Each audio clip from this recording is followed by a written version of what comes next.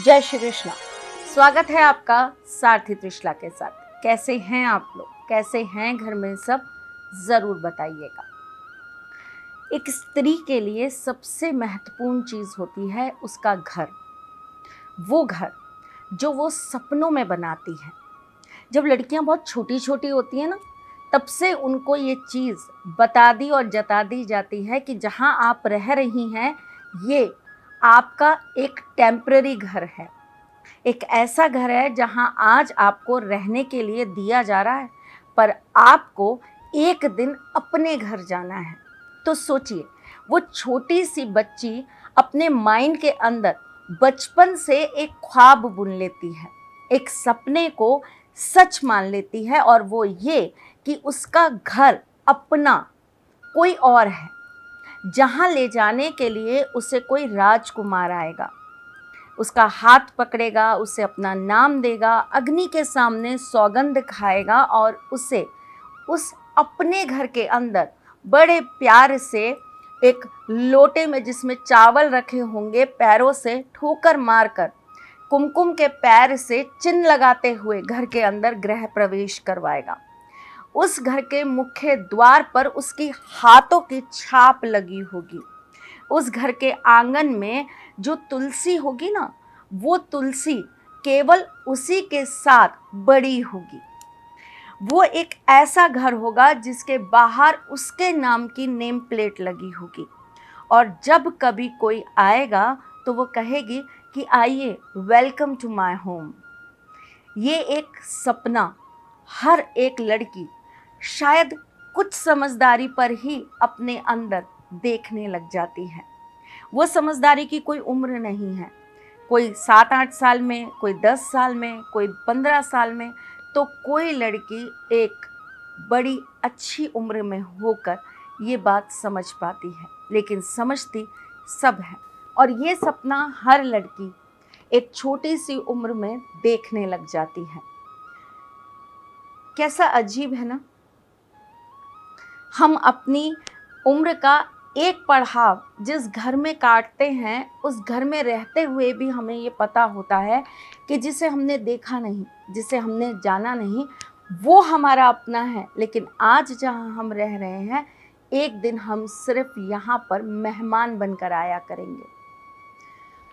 जब ये लड़की अपने घर में उन सपनों को साकार करने के लिए गृह प्रवेश करती है, घर के अंदर अपना अपना मानकर जिन लोगों को उस घर में आती है, उसमें सबसे पहला रिश्ता जो जुड़ता है वो जुड़ता है उसके पति के साथ। वो पति जो उसे अपना हाथ पकड़कर उस घर के अंदर प्रवेश करवाता है, कस्में खाता है, रस्में निभाता है, और ये कहता है कि आज के बाद तुम्हारा दुख, तुम्हारा सुख, तुम्हारा सब कुछ मेरा। बड़ा अच्छा गाना है जी, अक्षय कुमार का है शायद वो, आज से तेरी सारी बत्तियां मेरी हो गई। बिल्कुल जी, इसी गाने को ध्यान में रखकर हर लड़का अपनी प्रेयसी से, अपनी पत्नी से इस बात का वचन देता है कि आज से मेरा सब तुम्हारा और तुम्हारा सब मेरा। पर अचानक यकायक उस गृहस्थी में एक ट्विस्ट आता है।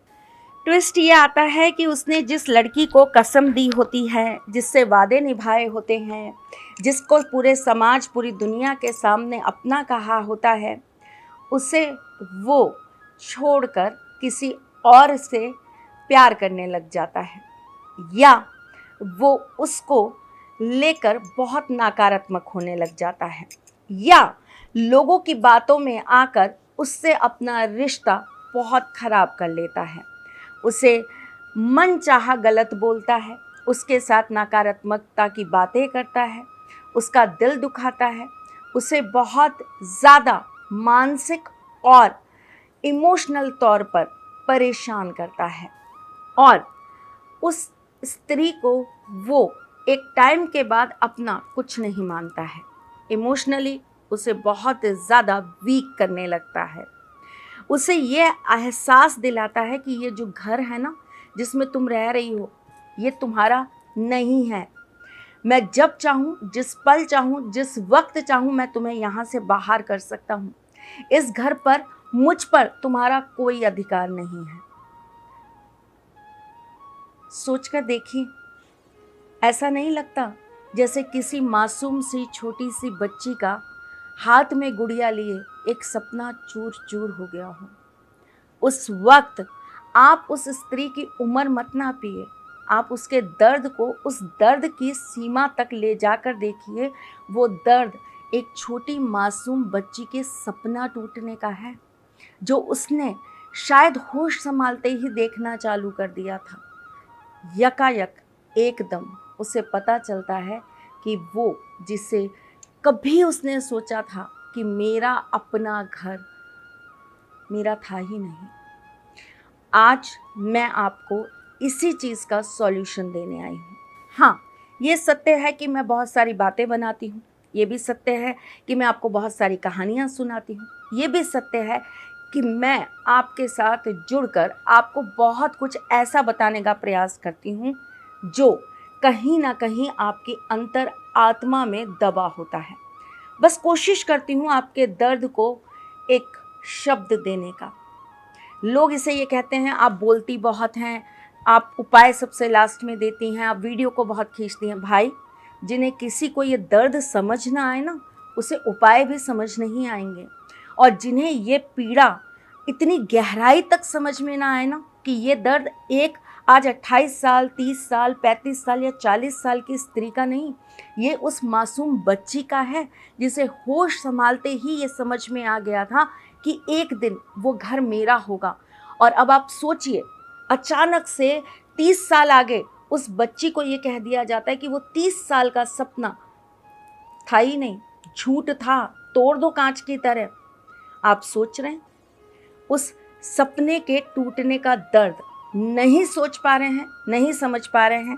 जयराम जी की, आप कहीं और जाकर छोटा से देर का उपाय देखिए और खुश हो जाइए। ठाकुर जी का दरबार है ये, यहाँ तो लोगों की आत्मा तक, उनके पुनर्जन्म तक के दर्दों को समझकर उसका इलाज किया जाता है। चलिए, मैं अपनी उन बच्चियों को ये चीज़ बताना चाहती हूँ जिनके पति उनको आए दिन इस तरह की कोई भी बात कहकर उनका मन दुखाते हैं। तो आप अपने पति को वश में करने के लिए क्या करेंगी, वो आज मैं आपको बताने आई हूँ। सबसे पहले मैं आपको एक चीज़ बताती हूँ। जब आप बात करते हैं पति को वश में करने की, तो आप बात करते हैं अपने शुक्र और राहु को एक्टिवेट करने की। शुक्र का संबंध उबले हुए आलूओं से होता है। तो आज आप एक आलू का अलग सा डिश बनाएंगी। कैसा डिश बताती हूँ मैं आपको। आपको 2 इलायची लेनी है, 2 लौंग लेनी है। लौंग आपको अपनी चुन्नी के पल्लू में बांध लेनी है, मतलब कॉर्नर में बांध लेनी है।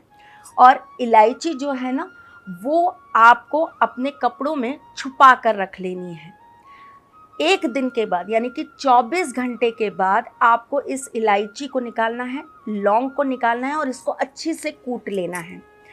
कूटने के बाद आपको इसको बिल्कुल पाउडर फॉर्म में बना लेना है। अब आपको 2 आलू उबालने हैं और आलू को उबाल के छील लीजिए। छीलने के बाद आप इन आलूओं की सब्जी बना दीजिए और उसमें आप थोड़ा सा पाउडर, वो जो इलायची और लौंग थी ना, उसका मिला दीजिए। उसके बाद आपको 4 पूड़ियाँ बनानी हैं। किसकी? सरसों के तेल की। आपको ये सब्जी और ये पूड़ी ले जाकर अपने हस्बैंड को खिला देनी है। कब करेंगी आप ये कार्य? कोई निश्चित दिन होना चाहिए ना इस कार्य को करने का। बिल्कुल है, शनिवार को ये कार्य आपको करना है। आप सुबह से लेकर रात्रि तक कभी भी ये कार्य कर सकती हैं। और ये जो इलायची और लौंग रखने का कार्य है, ये आपको शुक्रवार को करना है। चलिए जी, अगर ये प्रोसेस आपको लगे कि नहीं, पॉसिबल नहीं है, मैं नहीं कर पाऊँगी, दिक्कत आएगी, तो दूसरी प्रोसेस पे आते हैं। आप एक भोजपत्र ले लेंगी। आपको आराम से किसी भी परचून की, यानी कि आपको उस दुकान पे जहाँ पर राशन मिलता है, वहाँ से भोजपत्र मिल जाएगा। भोजपत्र के ऊपर आप थोड़ा सा सिंदूर रख देंगी, पीला वाला जो हनुमान जी को चढ़ता है। और उसके ऊपर आप ये इलायची और लौंग वो रख देंगी। उसके बाद आप भोजपत्र से इस चीज़ को पूरी तरीके से बंद कर देंगी और इसे एक कांच की डिब्बी के अंदर बांध के रख देंगी। उसके बाद आप इसमें से थोड़ा सा सिंदूर निकालेंगी, उसे आप एक पेपर में रैप करेंगी, बांध लेंगी और अपने पति के तकिए के नीचे रात को रख देंगी। शनिवार की रात्रि को आप ये कार्य करेंगी।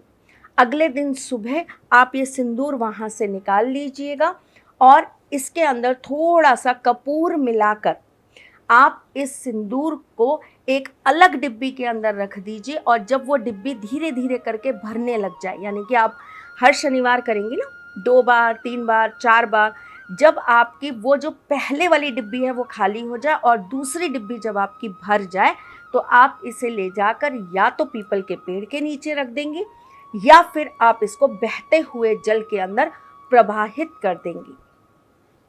एक और छोटी सी आपको चीज़ बताती हूँ। जब कभी आपको लगे कि आपके पति आपसे विमुख हो रहे हैं, आपके साथ उनके संबंध अच्छे नहीं चल रहे हैं, तब आप छोटा सा एक काम ज़रूर कर लिया कीजिए। आप अपने पति का नाम एक पेपर पे लिख लीजिए नीले रंग के पेन से। उसके नीचे आप लिखिए ओम श्रीम ह्रीम श्रीम। उसके बाद आप ये इलायची और लौंग जो आपने ये बनाया था पेस्ट, उसको उसके ऊपर रख दीजिए। इसके ऊपर थोड़ी सी हल्दी डाल दीजिए, थोड़ा सा इसमें केसर मिला दीजिए और इसी पेपर के ऊपर आप इसे अच्छी से पानी से घोल लीजिए। घोलते वक्त आप जो है वो तीसरी उंगली का इस्तेमाल करेंगी जिसे आप रिंग फिंगर कहती हैं। इस्तेमाल करके इसे अच्छी से घोलिए और इस तिलक को ले जाकर अपने पति के मस्तिष्क पर लगा दीजिए। छोटा सा सरल सा उपाय है, करके देखिए। 2 लौंग 2 इलायची आपके रिश्तों को इतना मजबूत बना देगा कि आप सोच भी नहीं सकती। और मजबूत हो जाए तो मुझे ज़रूर कमेंट करिएगा। मैं तो फिर आऊँगी कुछ नया, कुछ अलग, कुछ अद्भुत लेकर। तब तक के लिए मुस्कुराते रहिएगा, रिश्तों में मजबूती बना के रखिएगा, अपने साथी के साथ यूँ जुड़े रहिएगा, प्यार देते रहिएगा, प्यार लेते रहिएगा। ख्याल रखिएगा अपना और उनका जिनसे आप प्यार करते हैं। मैं जल्द आपसे मिलने आऊँगी, तब तक के लिए राधे कृष्णा। सारथी माँ त्रिशला ज्योतिष के क्षेत्र में विश्व विख्यात नाम है। ज्योतिष शास्त्र में पीएचडी माँ त्रिशला पिछले 22 वर्षों से ज्योतिष की सभी परंपरागत विधाओं के साथ साथ अनेक दुर्लभ गुण विधाओं जैसे परछाई एवं नव्स के अध्ययन से अपनी सटीक भविष्यवाणी और पूर्वानुमान के लिए विख्यात हैं। अपने उपायों द्वारा लाखों लोगों का जीवन संवार चुकी माँ त्रिशला लगातार 2016 से ज्योतिष विभूषण अवार्ड प्राप्त कर रही हैं। साल 2018 में उन्हें उत्तराखंड के मुख्यमंत्री त्रिवेंद्र सिंह रावत ने ज्योतिष विभूषण अवार्ड से सम्मानित किया था और साल 2016 में उन्हें राजस्थान में बेस्ट एस्ट्रोलॉजर के अवार्ड से नवाजा जा चुका है।